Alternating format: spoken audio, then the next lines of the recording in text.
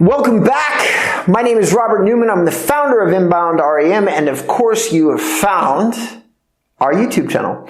Today we're going to talk about what does Google local success look like for a realtor. All right? So I get this question a lot. When you are successful on what's called your Google business profile, what does that do for you? So first of all, let's talk about a couple of facts that you may or may not know. Google has made major investments into local, all right?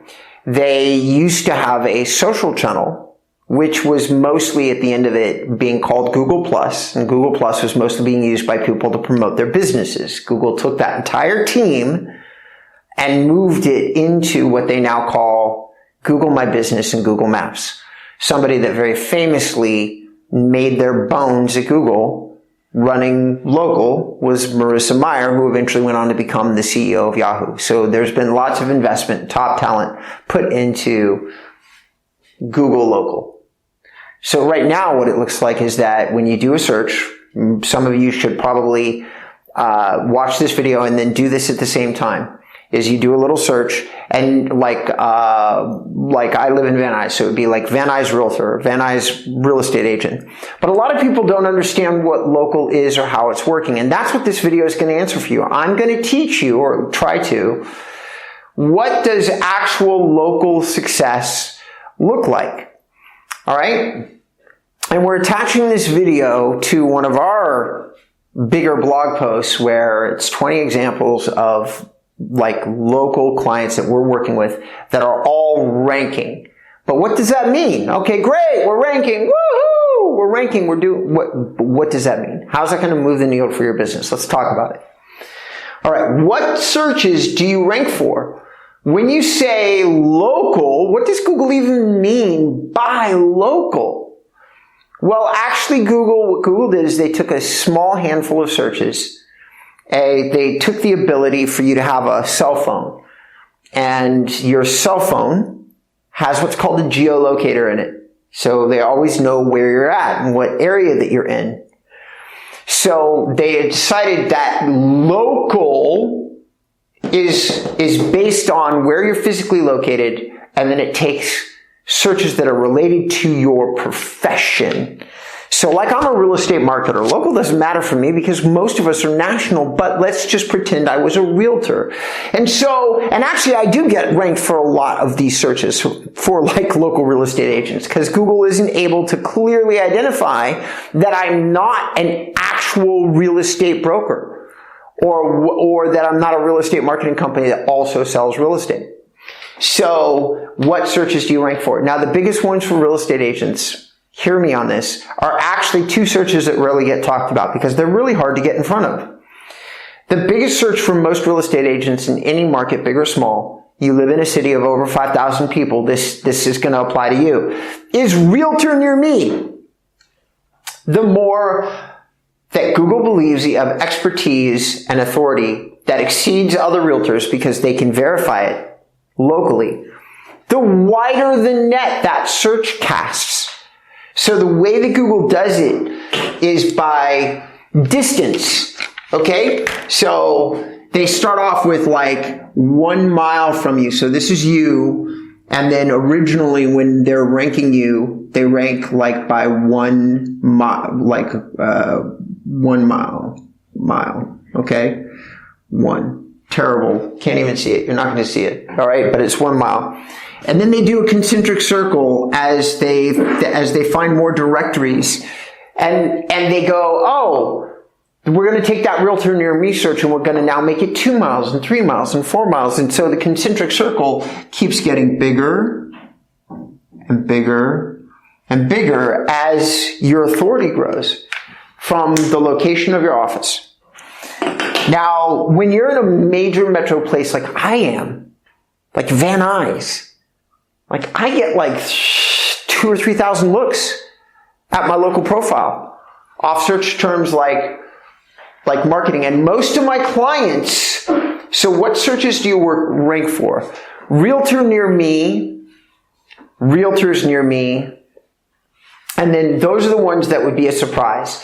The other searches would be like real estate agent in the city name, real estate agent, and then oftentimes specialties, real estate agent in zip code, anything, any keyword that has your profession in it, even vaguely, is connected to your profile, local profile. And if you're 1 through 3, you're going to get some or a lot of that traffic. Okay? How many of those searches are there? All right, that's a question I get asked a lot. When we're somewhere 1 through 3, it's very rare that we have clients that have anything less than 300 or 400 local visitors into their Google business profile. 300 or 400. Now here's a number that a lot of people don't have. I have about 200 people that I track for hyperlocal. 200 agents in cities big and small. 50 are really super active accounts, people that we talk to all the time. People not only are we tracking, but that we're really engaged with, they're engaged with us. Of those 50, 20 are ranking really well. Okay, that's the numbers. And when we say that, we're saying they're getting 300 or 400 people to their profile. Ranking really well isn't the relevant thing here.